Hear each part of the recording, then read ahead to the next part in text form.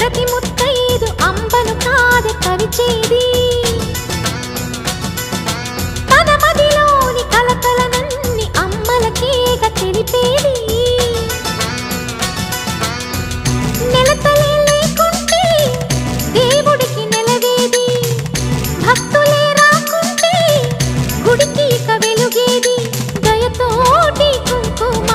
పూలు అక్షింతలు